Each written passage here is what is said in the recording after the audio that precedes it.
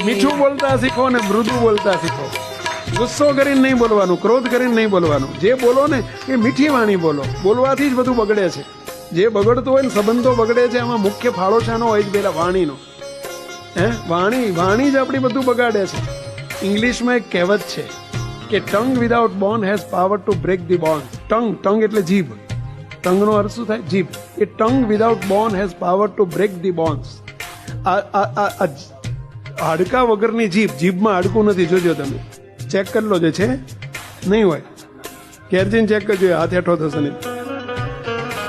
મુક્ત આ જીભમાં હાડકું નથી, પણ હાડકા વગરની જીભમાં એટલી બધી તાકાત છે કે હજારોના હાડકા ભગાઈ શકે છે.